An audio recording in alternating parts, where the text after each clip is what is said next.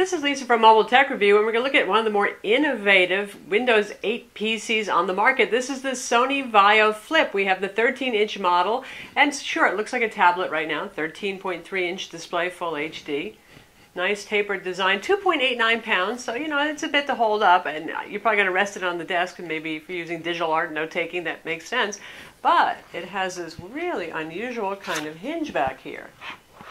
And you just pull it up like so, slide it, and you can put it either in presentation mode or, more interestingly probably for a lot of people, full laptop mode, so you're not compromising on the keyboard. And we're going to look at it now. So this is the Sony VAIO Flip 13. I think this is one of the Windows 8 convertibles people have really been looking forward to in the second half of 2013. And there is a lot to like here. I can tell you right now, just seeing this on the shelf in Best Buy, where you can actually get one of these, although they're selling out really fast, it's one of the prettier looking laptops there, high quality kind of stuff. But Sony's known for that sort of thing. And that means it won't be cheap. You're looking at around $1,000 to start for a Core i3, and you really want the Core i5 or i7. Core i5 you'll get turbo boost, as with the i7. The Core i3, no. So for $100 difference from an i3 to an i5, get the i5. Anyway, full HD display here. Touchscreen, of course. This is Sony's triluminous display with their really interesting display technology under here. Allows for very bright, very colorful display on this, and we'll tell you the display specs and the color accuracy, but I can tell you it's really very good, but we'll get to that later. Also, something else that is interesting about this, and this is just here to confuse folks right here. It used to be if you could use a pen with one of these, an active digital pen via N-Trig or Wacom, it came in the box. Rule of thumb, easy to say, Asus Tai Chi, if you got the model with the pen in the box, that was the one that had the active digitizer built in. Same thing with Lenovo ThinkPad tablet too. Well, here it is. Sony just said, well, forget that convention. All the flips have an active digitizer. They all work with an N-Trig digital pen. Those of you who follow digital pen technology know Wacom and N-Trig are the two big players. N-Trig does not have WinTab support, and that means no pressure sensitivity in Adobe Photoshop or Adobe programs whatsoever until they move over to the modern Windows Ink API. Anyway, you got pressure sensitivity in other apps. We'll also cover that, but still. Confusing? Yes. Maybe they just want to bring that price down a little bit because they sell this separately for $40. Now, this is actually a generic N-Trig pen that N-Trig sent to me. Same technology inside. It's a little bit shorter. And I'm going to whip out the pen for our Sony VAIO Duo 13 so you can see the one that Sony gives you. It's a little bit longer. So here, for comparison, this is the generic pen that works just fine, and this is a lot like what you get with the HTC Flyer, if you remember those old tablets. And here's the Sony one, so it's a little bit bigger, a little bit longer. Sony pen is nice, metal feeling, it's got a good weight to it, and it has two buttons on here, which can be possibly handy. No eraser on the back end, that's a Wacom thing, sorry, so you're going to actually assign the button, if the application doesn't automatically, one of these buttons to be the eraser if you need that. This is an active digitizer. That means this is a very precise pen with 256 levels of pressure sensitivity, and you get palm rejection. As soon as you bring the pen to the screen and you see the visual indicator, a little dot or crosshair is going to show up right there, it's detected the pen. Once it detects the pen, it will no longer detect your hand, so you won't get vectoring when you're writing or drawing, and you won't do things by accident. Obviously, it works for tapping and clicking. I just did that too. Certainly handy for artists, definitely handy for note takers. I think that's going to be the primary market for this. Inside the machine we have 4th generation Intel Haswell Core i5, i7, like I said, even i3 CPUs. This is not the Y series, this is the U series, so this is your standard Ultrabook CPU, not the slowed down lower power Y version. 15-watt CPU inside, so standard Ultrabook. Anything you can do with an Ultrabook you can do with this guy right here.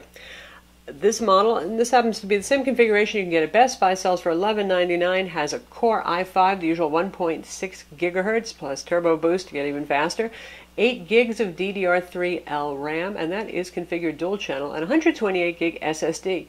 This has an mSATA SSD in it, not the newer PCIe that Sony used in the VAIO Pro 13. So same technology as you get in the VAIO Duo 13. Not a big deal to most people. Both mSATA and PCIe are fast. Even if PCIe is faster, most of us are not doing something that really requires incredible psycho speeds. The keyboard deck on this is aluminum. You can get this in silver or in black. I kind of really like the way the black looks. Obviously, that's up to you. Some of the bigger models are also available in, well, pink too. And the lid is also aluminum. Very nice looking. It does pick up some fingerprints though, and you can see the seam here because this does that weird flippy thing like I showed you. But overall, a very good looking product. Pretty slim too. It's got the tapered design here. You see the overhang. It's an interesting industrial design that Sony did. It looks kind of neat. And the bottom is actually plastic here, which we'll forgive because it doesn't feel freezing cold against your legs, all that kind of thing. If you want to remove the bottom, there's a couple of little screws right here, and you're going to have to take off the rubber here to access some more screws underneath this rubber. But RAM is soldered on board, so unless you want to upgrade the SSD yourself or change out the wireless card, which you probably want to because there's a good wireless card here, that's it. 8 megapixel webcam here, or camera really, with Exmor sensor, and it comes with card scanner software, OCR software, so you can actually use this on documents or business cards to do some OCR, which is nice. Little lifty lip right here on the front makes it a bit easier to do it. And on the side, here's where that stylish overhang might be a little bit annoying. Here we don't have too many ports, so it's not a problem. There's the charging port. And Sony changed the charging tip on this. It's a little different than on the Duo 13, Duo 11, and the Pro, so they're not interchangeable. But anyway, your headphone mic jack is right here. Speaker hole right there, obviously fan grill. On this side, though, you can see the overhang does hang over the ports a little bit. Now, the overhang gets fatter. We turn it this way, you can see as you get to the bottom where there are no ports. So that's where the serious overhang action is going on. So it's not blocking these ports too much, but if you have something fat here, you might need a little USB hub or something like that to get to it. Really more problematic is how close the two USB ports are to each other. If you want to use two USB devices at once and one of them is kind of big and bulky like a LTE dongle, 4G dongle, then you might run into some interference there. SD card slot, full-size SDXC card slot. Card goes all the way in. It does not stick halfway out. Always nice. Won't get stuck in your bag or anything like that. Full-size HDMI port. That's our power button right here. Now, they put it over here because when you're using it in tablet mode, they want it to still be accessible instead of putting it on the keyboard deck. And back here, we have another set of volume controls. Again, so when you're using it in tablet mode, you have access to volume controls without having to use the on-screen if you don't want to. There are little hard plastic lips again here that set the display off the desk a little bit, and I wish they were soft rubber or softer somehow because they're kind of slippery, so it's easier to slide this guy around on the desk by accident because, well, they're hard and slippery. The rubber here does help some, but not as much as you might hope. Again, 2.89 pounds, so not too heavy, has 13 inches go. That's pretty competitive. I think this is probably going to be one of the better selling iterations of all the sizes that Sony offers just because it is still manageable as a tablet at this weight. The 14-inch model, it's obviously larger because it's 14 inches. The 14 and 15-inch model, by the way, have Ethernet port on them too. And they can be configured with spinning hard drives or SSDs. But the 14-inch one is 4.32 pounds. So you're getting heavy to use that unless you're going to rest it on the desk in tablet mode. And the 15-inch is around 5 pounds or so. All of those, again, work with the N-Trig pen. If it's not included, you can buy it from Sony. They sell it for $40. Lastly, on the lid here, we have an almost diamond-cut looking VAIO logo that looks pretty nice. So aesthetically, it's very nice. It's also pretty rigid. Since they went with aluminum instead of carbon fiber, you get a little extra rigidity there. And the display section is actually thicker than the bottom section, which is unusual. Usually it's the other way around with these. As we open up, you can see reasonable thickness there. Now, that's because they have to accommodate the flippy hinge.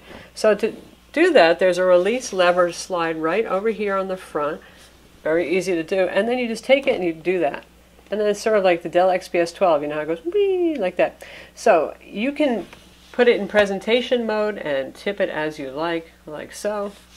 Or just use it that way so you don't have to use a stand when you're using it as a tablet, although obviously it's going to have a pretty big footprint on your table here compared to a tablet using a stand. And this is what the mechanism looks like from the back. So it's very clean. Not all like the Duo 11, which had a kind of Byzantine steampunk assembly, and perhaps even cleaner than the Duo 13 that we'll show you in a minute. Now, I know some of you are worried about this kind of hinge and you're afraid that it's delicate, but boy, does it feel sturdy. It helps that the magnets lock it in place and there's nothing exposed for damage. And let's see what the other side looks like just so you can see as well. And that's what it looks like from in here.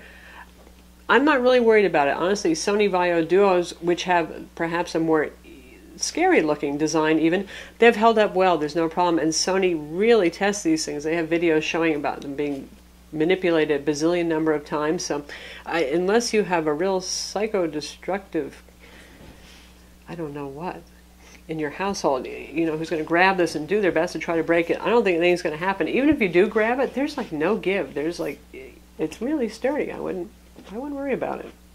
And if you want to move it back, you just push it. It's pretty stiff. There's magnets here, so it's not going to do this by accident. That's a very good thing. And one thing that Sony doesn't say you can do, but I kind of find myself doing, is using it sort of like the Duo 13. There's no real lock in place, but it's stable enough, so sometimes maybe you just want to use it like that for a moment. You can do that. Glossy display, as you can see here, loves reflections. That's one unfortunate thing about it. The keyboard is backlit. In fact, you can see the light coming out from behind the keys right now. That's controlled by the ambient light sensor. There's no brightness settings that you can control for that. It's pretty bright all the time, generally speaking. Light comes out from around the keys and illuminates through the keys as well. It's quite bright. It's quite adequate.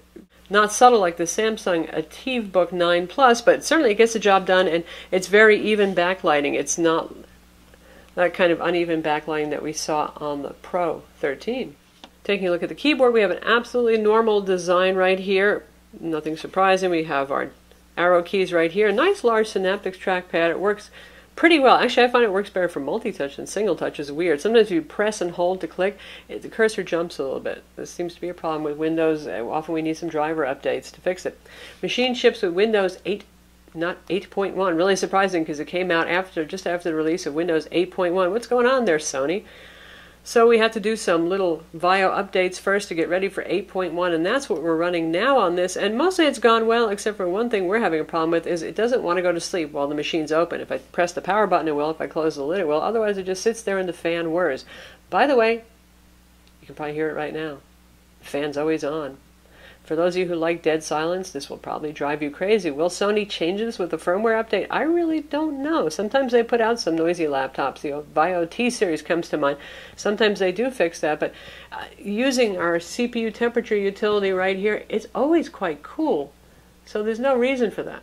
So here you can see we've got core temp running, and those temperatures are very cool. When you're talking about 100 watts permissible, or 100 degrees centigrade, sorry, permissible, that's very low what we're looking at right now. There's no reason for the fan to really be on and running fast enough to be audible. So Sony being overcautious with temperatures, maybe that's the case. I don't know. Usually you see Ultrabooks running at 45, maybe sometimes even 50 before they really start kicking up the fans so you can hear them. Inside we have Intel dual band wireless 7260 802.11BGN, not the AC adapter we saw in the Sony VAIO Pro 13 and not the Broadcom adapter that's used in the Duo 13. So those of you who are worried about people complaining about wireless issues with either of those, this has a different wireless module in it, so we can't make generalizations there about one product to another. Don't even think of it. Anyway, good choice I think to go with the Intel N adapter because that one has been less twitchy and less problematic than the wireless AC adapter has been in several laptops so far. We saw good throughput and good range. Honestly, with our Duo 13, it was quite usable. We never had problems with dropouts and speed, you know, at far from the router on the Duo 13. Wasn't among the best that we've seen, but it was still usable. This is stronger still, and it's been very stable for us, no complaints. And we use an Apple Airport Extreme network, the N variety, not the AC variety on that. Also has Bluetooth 4.0 high speed and NFC. There's a 720p 1 megapixel webcam up top that's, well, decent enough for Skype chats. That's pretty much what it's for. Not the wildly brightest thing. Unfortunately, smartphones actually have better front-facing cameras often for the flagships anyway than laptops do, but it gets the job done. One nice thing about Sony laptops is you don't have to just buy what you see in the store. You can buy it from their website, and they often have discounts, so keep an eye out for that. If you're finding this a little bit pricey right now for your 1200 or you want a higher-end configuration, you want to wait. But if you need more RAM, for example, actually this one already is maxed out at 8 gigs of RAM, but if you don't want a 4 gig base model, you can get 8 gigs. If you need a larger SSD drive, you can order it with that. If you're getting the 14 or 15 inch ones and you don't want that spinning hard drive that they might have at Best Buy or your local store, you can order it with SSD drives. So a lot of versatility there in terms of the configurations that you can order, and a little bit better than Samsung, where gosh knows, with the Ultrabook 9 Plus, it's been hard enough just to get a Core i7 model with 8 gigs of RAM. We've been waiting for months for that, and it's just finally started shipping. With Sony, just order from their website. What you want is what you can get. Now we have it next to the Sony VAIO Duo 13, which is much the same concept in a different styled package. And as you can see here, the Duo 13 is a little bit thicker, but not too much of a difference. Obviously, the display is always facing out in the Duo 13. That is the way it's designed. You don't have the ability to put it into standard notebook clamshell mode, but same 1080p display there, you get the idea. And if enough of you want this a smackdown between these two, just shout out and we'll do a smackdown between these two. Of course, the difference with the Duo 13 is the way it works with this kind of hinge right here. And you see, you don't get quite a full-size keyboard. So that's why the Flip exists. For those who don't want to compromise on the keyboard and they also want the more durable way of carrying it like this, well, that's why the Flip exists. Now, with the Duo 13, obviously, it's really geared much towards people who are going to use tablet a lot, probably note takers, artists, where the screen is ever ready on it. But there's the difference. In terms of display quality, wow, this is one of the nicest displays you're going to find on an Ultrabook, even if it's not super duper crazy high resolution like the Lenovo Yoga 2 Pro or the Samsung ATBook 9 Plus that go up to 3200 by 1800. Well, 1920 by 1080, which is what this is, full HD, that's just really a good sweet spot for a 13-inch display, and Windows 8.1 handles the scaling nicely.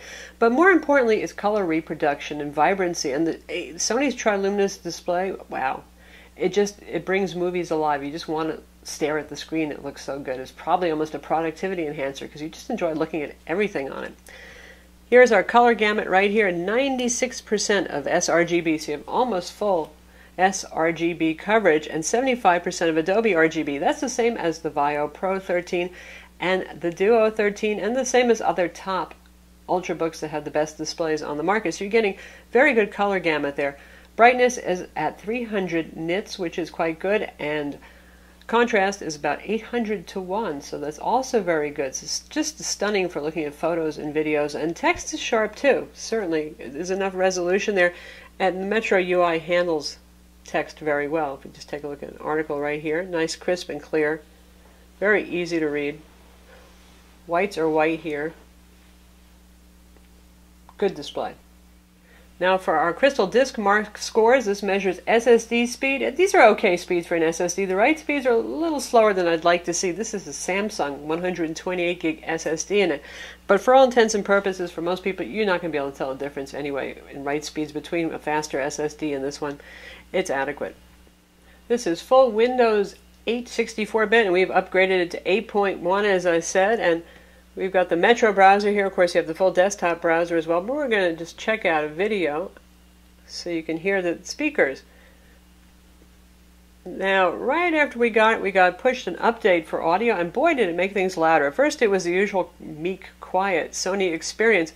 Got a lot louder, and I also used the custom settings to boost up loudness levels, and it made quite a difference. It's bloody loud.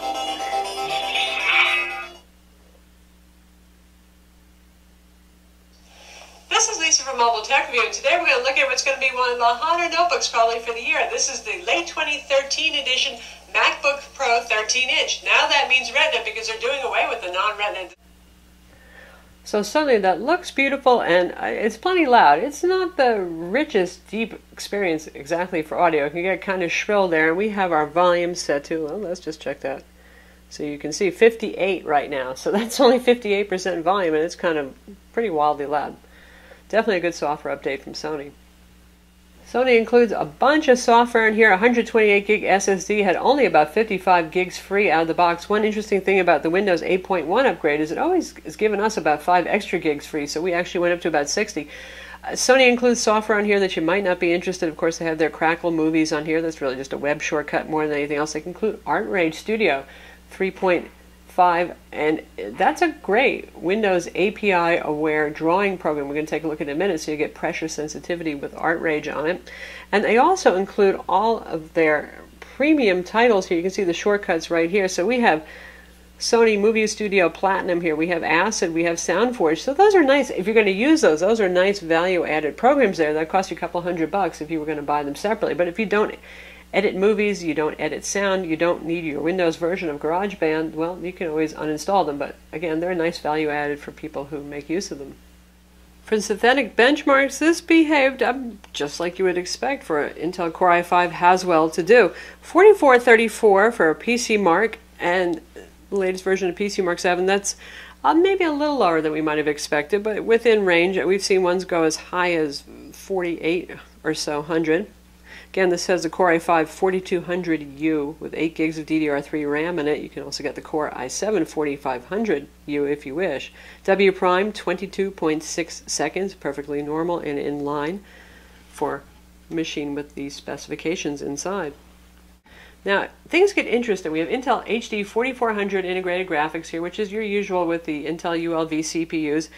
But if you get the 15-inch, you can really go to town, and you can get switchable graphics. So you'll have Intel HD 4400 graphics switchable with NVIDIA GeForce GT 735M dedicated graphics. That's a low mid-range GPU, but that's enough to get you more frames in World of Warcraft and that sort of thing. And Sony has a pre-built model that has that option with 2 gigs of dedicated VRAM, by the way, and a 2880 by 1620 resolution panel on the 15-inch, and that's $1,800. So that's not cheap, but boy, that's pretty nice. And when you're getting up to 15-inch, the added resolution can be enjoyable, where it's still perhaps overkill on the 13.3-inch like we have here. Battery life on the machine is okay. It's not stellar. To get it down to 2.89 pounds, so you could actually maybe hold it like a tablet and not feel like you're going crazy with the weight of it. Smaller battery than in the Duo 13. That's interesting because they're similar weights, about half the battery capacity, 3170 milliamp per hour battery. And Sony has bounced all over with their claims for battery life with all the different Flip models. They seem to change that every 2 days on their website. Right now they're saying up to 10. But sometimes they say up to 6. So we're finding that with brightness set to 60%, which is really nice and bright, I like it that way, Wi-Fi on, Bluetooth turned on but not being used, that we're getting about 6 hours on a charge. And that's with this fan just pretty much always blowing. If they can get it so that the fan does not run all the time, certainly run times would increase. And obviously if you're going to use more draconian power management settings, in fact, you can choose the quiet option, and that's going to drop CPU speed in half, and it's really still adequate for playing full HD video and stuff. Then you could probably push this out to 7.5 hours maybe. I know you note takers and artists want to see what the pen's like, so we're going to test out OneNote, and we're also going to test out ArtRage. So here we are in OneNote 2013, and we have our pen in hand right here, and the key again, if you want palm rejection, wait till you see the little dot right below the tip right here. Tip accuracy is pretty good in tip tracking. That's one thing that N-Trig is quite good at, sometimes better than Wacom. However, you have to get closer before it actually detects the pen compared to Wacom's difference in the technology there.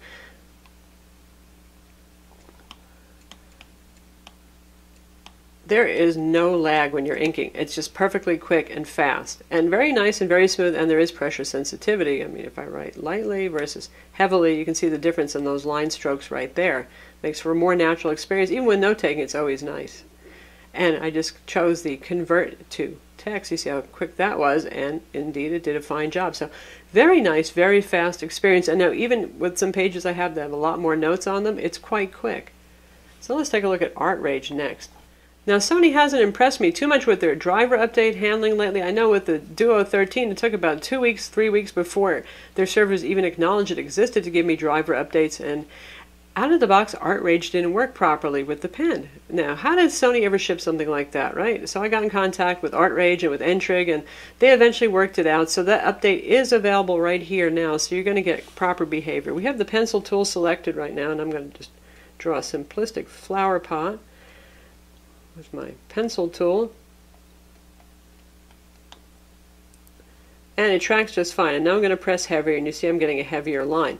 So pressure sensitivity 256 levels works just fine for anything that uses the Windows Ink API. So ArtRage is going to work, Fresh Paint is going to work, Sketchbook Pro will work as well. Now Adobe Photoshop, not until they actually get Windows Ink APIs, which I've heard is supposed to happen by the end of the year, but nobody wants to count on something that hasn't happened when they make an expensive purchase. So if drawing in Photoshop is very important to you, or in Corel Painter, then I would say still get something with Wacom if you need to buy something right now.